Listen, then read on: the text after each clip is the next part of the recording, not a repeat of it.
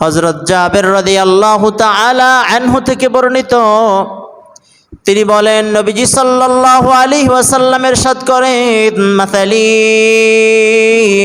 ওয়া মাসালুকুম কামাসালি রাজুলিন নাওকাদা নারা। নবীজি বলেন, তোমাদের আর আমার উদাহরণ হইল ওই ব্যক্তির মতো যে ব্যক্তি আগুন প্রজ্বলিত করলো, যে ব্যক্তি আগুন জ্বালালো। ফাজাআলাল জানাদিবু ওয়াল ফারাশু ইয়াকাউনা ফিহা। নবীজি বলেন, যে ব্যক্তি আগুন জ্বালালো, আগুন জ্বালানোর ফলে চতুর্দিকে পতঙ্গরাজি আর পোকামাকড় আগুনে ঝাঁপিয়ে পড়তে লাগলো, আগুনে ঝাঁপিয়ে পড়তে লাগলো। ওয়া হুয়া ইয়াযুবুহুন্না আনহা। আর ওই ব্যক্তি পোকামাকড়গুলাকে আগুনে পড়তেছে তাদেরকে তাড়িয়ে দিতে লাগলো। নবীজি বলেন, ওয়া আনা আখিযুম বিহুজাজিকুম আনিন নার। ওই ব্যক্তি যে পোকামাকড়গুলাকে আগুন থেকে তাড়িয়ে দেয়, আমিও তোমাদের কোমর ধরে টানছি জাহান্নাম থেকে বাঁচানোর জন্য। তোমরা জাহান্নামে পড়ার উপক্রম হয়েছ, জাহান্নামের গর্তে তোমরা পড়ে যাবে, এমন অবস্থা আমি নবী তোমাদের কোমর ধরে টানছি যাতে তোমরা জাহান্নাম থেকে বাঁচতে পারো। ওয়া আনতুম তাফাল্লাতুনা মিন ইয়াদি। আর তোমরা এমন এমন কাজ করো যে তোমরা আমার হাত থেকে ছুটে যাওয়া। নবীজি আমাদের জন্য, আমাদেরকে জাহান্নাম থেকে বাঁচানোর জন্য কোমর ধরে ধরে টানে। মানে এমন এমন কথা, এমন এমন বাণী পৃথিবীতে অনাগতর জন্য রেখে গিয়েছিলেন যাতে করে আমরা জাহান্নাম থেকে বাঁচতে পারি। কিন্তু আমাদের পরিস্থিতি হলো এমন, আমরা জাহান্নাম থেকে বাঁচার আমাদের ইচ্ছা নাই। ইচ্ছা নাই কেন? কারণ নবীজি যা বলেছেন আমরা তা মানছি না, এই জন্যই আমরা কি জাহান্নাম থেকে বাঁচার আমাদের ইচ্ছা নাই। মোহতারাম হাজিরিন, জাহান্নাম থেকে বাঁচতে হলে আমার আপনার নবী, দো জাহানের সরদার, বিশ্ব নবী, মানবতার কান্ডারি মুহাম্মদুর রাসূলুল্লাহ সাল্লাল্লাহু আলাইহি ওয়াসাল্লাম যা যা বলেছেন, যা যা করতে বলেছেন, যা যা করতে নিষেধ করেছেন তাই করতে হবে। যদি তাই করে জাহান্নাম থেকে বেঁচে যাব, না করলে জাহান্নামে নিক্ষিপ্ত হতে হবে। এই জন্যে আমাদেরকে নবীজির কথা মতো চলতে হবে, নবীজির মতো করে সালাত আদায় করতে হবে। আল্লাহ নবীজি আমাদের প্রতি নবীজির ভালোবাসার দৃষ্টান্ত শেষ নেই। নবীজি তো জাহান্নাম থেকে বাঁচান, এমনকি নিজে কষ্ট করে হলেও, নিজের কষ্ট হোক, নিজের জান যাওয়ার উপক্রম হোক, তারপরও নবীজি আমাদের জন্য বদদোয়া করেননি, আমাদেরকে বদদোয়া দেয়নি। আপনারা জানেন তায়েফের ময়দানে নবীজির উপর কিরূপ নির্যাতন করা, কেমন নির্মম অত্যাচার করা হয়েছিল, তারপরেও নবীজি কি করেন নাই? বদদোয়া দেননি। বুখারী শরীফে 3231 নম্বর হাদিসের বর্ণনা, আন্না আয়েশা রাদিয়াল্লাহু তাআলা আনহা জাওজান নবী সাল্লাল্লাহু আলাইহি ওয়াসাল্লাম হাদাসাতহু আন্নাহা ক্বালাত লিন নবী সাল্লাল্লাহু আলাইহি ওয়াসাল্লাম। নবীজি সাল্লাল্লাহু আলাইহি ওয়াসাল্লামের স্ত্রী আম্মাজান হযরত আয়েশা সিদ্দিকা রাদিয়াল্লাহু তাআলা আনহা একদিন নবীজিকে জিজ্ঞেস করলেন, হাল আতা আলাইকা ইয়াউমুন কানা আশাদ্দা মিন ইয়াউমি উহুদিন। হে আল্লাহর রাসূল, উহুদের দিনের চাইতে কি কঠিন দিন আপনার উপর এসেছিল কিনা? উহুদের দিন আপনার দান মোবারক শহীদ হয়েছে, পাথর পড়েছে আপনার মাথার উপর, আপনার পরিস্থিতি খুব করুণ ছিল উহুদের ময়দানে। ওই দিনের চাইতে আর কোনো কঠিন দিন আপনার দিনে এসেছিল কিনা? ক্বালা সাল্লাল্লাহু আলাইহি ওয়াসাল্লাম, লাকাদ লাকিতু মিন কওমিকা মা লাকিত। নবীজি বলেন, ওই দিনের চেয়েও আরো কঠিন দিন ছিল। তোমার কওমের সাথে যে সাক্ষাৎ হয়েছে, তারা যে রূপ অত্যাচার করেছে তা তো হয়েছে, তোমাদের কওমের সাথে যে সাক্ষাৎ হয়েছে তা তো হয়েছে। ওয়াকানা আসাদ্দু মা লাকিতু মিনহুম ইয়াউমাল আকাবা। ওই দিনের চাইতেও বেশি কষ্টের দিন, কঠিন দিন আমার জন্য আকাবার দিন ছিল। তায়েফের ময়দান আমার জন্য সেই দিন আমার জন্য সবচেয়ে বড় কষ্টের দিন ছিল। ইয আরাদতু নাফসি আলা ইবনে আবদি ইয়ালিল ইবনে আবদি কুলাল, যখন আমি নিজেকে ইবনে আবদি ইয়ালিল এবং ইবনে আবদি কুলালের নিকট নিজেকে সফর্দ করলাম। ফালাম ইউজিবনি ইলা মা আরাদতু, আমি যা চেয়েছিলাম তার কাছে সেটার কোনো প্রতি উত্তর আমি পাইনি। ফানতালাকতু ওয়া আনা মাহমুমুন আলা ওয়াজহি, পরিবর্তে আমি ফিরে আসলাম এমন অবস্থায় আমার মুখে, আমার চেহারায় আতঙ্ক ছিল, আমার চেহারা বিষণ্ণতা ছিল। ফালাম আস্তাফিক ওয়া আনা ইল্লা বিকরনিস সালিব, আর আমার পরিস্থিতি এমন করুণ পরিস্থিতি কর্নুস সালিব পর্যন্ত ছিল। কর্নুস সালিবে আসার আগ পর্যন্ত আমার এমন ছিল। ফারাফাতু রাসি ফাইদা আনা বিসাহাবাতিন ক্বাদ আযাল্লাতনি, কর্নুস সালিবে যখন আসলাম তখন দেখলাম আমার মাথাকে, ফারাফাতু রাসি, মাথাকে উপরের দিকে উঠালাম, ফাইদা আনা বিসাহাবাতিন ক্বাদ আযাল্লাতনি, আমি দেখলাম একটি মেঘখণ্ড আমাকে ছায়া দিচ্ছে, একটি মেঘখণ্ড আমাকে ছায়া দিচ্ছে। নবীজি বলেন ফানাযারতু ফাইদা ফিহা জিবরিল, আমি যখন সেই মেঘখণ্ডের দিকে তাকালাম তখন দেখতে পেলাম সেই মেঘখণ্ডে জিবরিল আলাইহিস সালাম আছেন।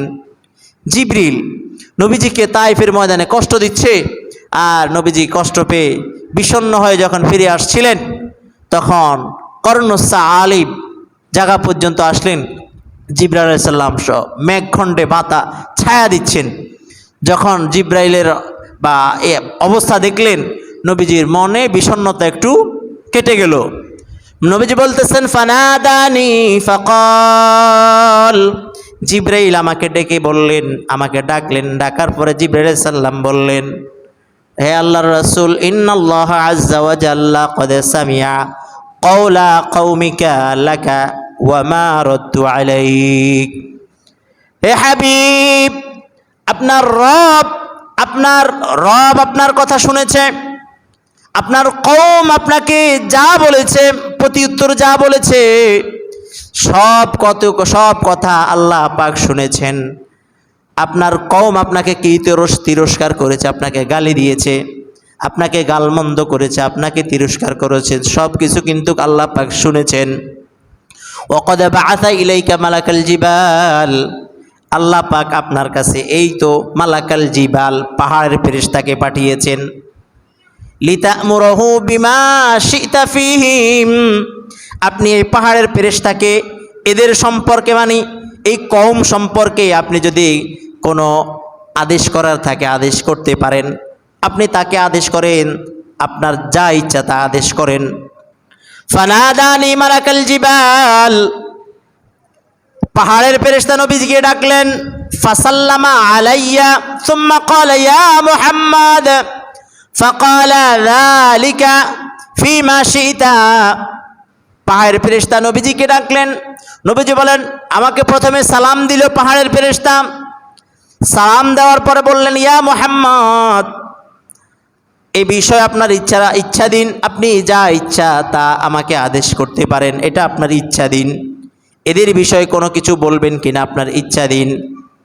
ইন শি'তা আন আতবিকা আলাইহিমুল আকশাবাইন, আপনার যদি ইচ্ছা হয় আমি আকশাবাইন তাদের উপর চাপিয়ে দিব। আপনার তায়েফের ময়দানে দুইটি পাহাড় আছে, ওটাকে আকশাব বলে, দুইটাকে আকশাবাইন বলে। এই আকশাবাইন দুইটি পাহাড়, আপনি যদি বলেন এই দুইটি পাহাড় তাদের উপর চাপিয়ে দিয়ে তাদেরকে শেষ করে দিব। রসুল বলতেছেন উহুদের ময়দানের চেয়েও ওই দিন বেশি কষ্ট হয়েছে, ওই দিন বেশি নবীজি সাল্লাল্লাহু আলাইহি সাল্লামের উপর নির্মম অবস্থা এসেছিল। তারপরেও নবীজি বললেন, আপনি বললেন পাহাড় তাদের উপর চাপিয়ে দিই, শেষ করে দিই, আপনার উপর মশা মাছি বসা হারাম, সেই আজকে আপনার দ্বীনের দাওয়াত দিতে গিয়ে তারা আপনাকে রক্তাক্ত করেছে, তাদেরকে শেষ করে দিই। নবীজি ফাকাল নবী সাল্লাল্লাহু আলাইহি ওয়াসাল্লাম, নবীজি সাল্লাল্লাহু আলাইহি ওয়াসাল্লাম বললেন, বাল আরজু আন ইউখরিজাল্লাহু মিন আসলাবিহিম, বরং আমি আল্লাহর কাছে আশা রাখি তাদের থেকে যেন এমন সন্তানাদি জন্মগ্রহণ করে, তাদের বংশ থেকে, তাদের আসলাব থেকে, তাদের বংশ থেকে এমন সন্তানাদি জন্মগ্রহণ করে, মাইয়াবুদুল্লাহ ওয়াহদাহু লা ইউশরিকু বিহি শাইআ, যারা আল্লাহ পাকের ইবাদত করবে এবং আল্লাহর সাথে শিরিক করবে না, আমি আশা রাখি তাদের বংশ থেকে যেন এমন সন্তানাদি জন্মগ্রহণ করে। নবীজি চাইলেন, তারা আমাকে কষ্ট দিয়েছে তো কি হলো, আমি আল্লাহর কাছে আশা রাখি তাদের পরবর্তী জেনারেশন যেন এমন হয় যারা আল্লাহর ইবাদত করে, আল্লাহর সাথে শিরিক করবে না। দেখেন আমার আপনার নবীর নিজের অবস্থা হলো এমন, প্রাণ জান চলে যাচ্ছে, তারপরে একটু বদদোয়া দেয়নি, ফেরেশতা আসছে শেষ করে দিই। নবীজি বলেন, না, এরা বুঝে নাই তো কি হয়েছে, এরা মানে নাই তো কি হয়েছে, এদের পরবর্তী জেনারেশন যারা আসবে তারা তো মানতে পারে, তারা হয়তো বা কী করবে, মানবে। আমি আশা রাখি তাদের পরবর্তী জেনারেশন থেকে যেন শিরিকবিহীন জন্মগ্রহণ করে। দেখেন নবীজি কষ্ট পেয়েও বদদোয়া দেন নেই, বরং নবীজি বদদোয়া দেন নেই, দোয়াটা আমাদের জন্য, দোয়া আমাদের জন্য জমা রেখেছেন। নবীজি বলেছেন আমাদের জন্য দোয়া জমা রেখেছেন। সকল নবীকে আল্লাহ পাক একটি স্পেশাল দোয়া দান করেছেন, দোয়ার আল্লাহ পাক ক্ষমতা দিয়েছেন যেটা কবুল করা হয়।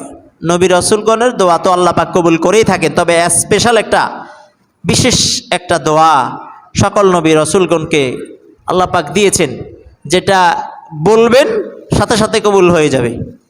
ইউনুস আলাইসাল্লাম, যত নবী, নূহ আলাইসাল্লাম, যত নবী দোয়া করেছেন সাথে সাথে কি হয়েছে, কবুল হয়েছে, আযাব সাথে সাথে চলে এসেছে।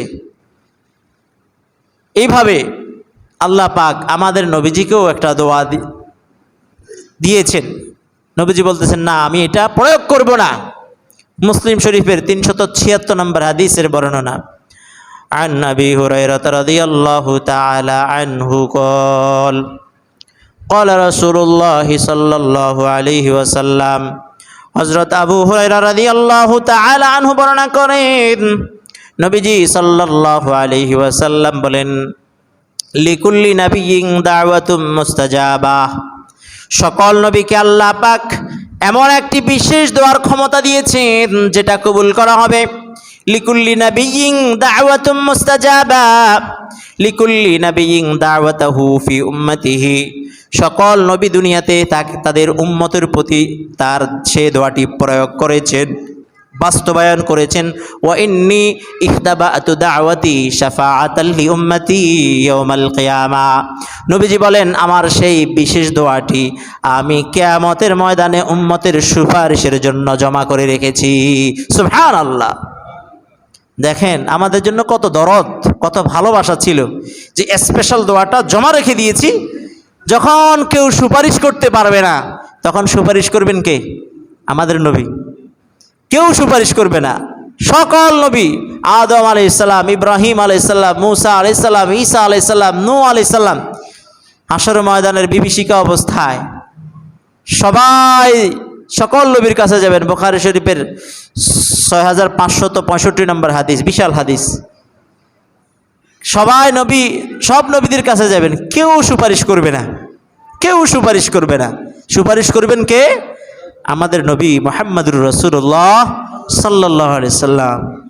সকলেই তো ওনাদের সেই বিশেষ দোয়াটা দুনিয়াতেই প্রয়োগ করে গিয়েছেন, আর আমার নবী তো সেই দোয়াটা প্রয়োগ করেন নাই, জমা আছে। সেই দোয়ার হাসর ময়দানে আমাদের জন্য, সবার জন্য কি করবেন? শাফাআত করবেন, সুপারিশ করবেন। যাই হোক, আমরা বলতেছিলাম আমার আপনার নবী দো জাহানের সরদার সাইয়্যিদিনা মুহাম্মদুর রাসূলুল্লাহ সাল্লাল্লাহু আলাইহি ওয়াসাল্লাম আমাদের জন্য কত বেশি ভালোবাসা ছিল। আল্লাহ পাক সূরা কাহফে বলেছেন 6 নম্বর আয়াত, ফালা আল্লাকা বাখিউন নাফসাকা আলা আথারিহিম ইল্লাম ইউমিনু বিহাযাল হাদিসি আসাফা। আল্লাহ পাক নবীজিকে বলতেছেন, হে আমার হাবিব, আপনি কি তাদের জন্য পরিতাপ করতে করতে নিজের জীবনটা শেষ করে দিবেন? মানে কি, নবী এমন অবস্থা ছিল উম্মতের জন্য, আমাদের জন্য এত বেশি চিন্তা করতেন যে নিজের জীবনটা মনে হয় শেষ হয়ে যাচ্ছে। সরাসরি আল্লাহ কোরআনে বলে দিয়েছেন, এত ভালোবাসা ছিল। আর আমরা নবীর জন্য কি করি?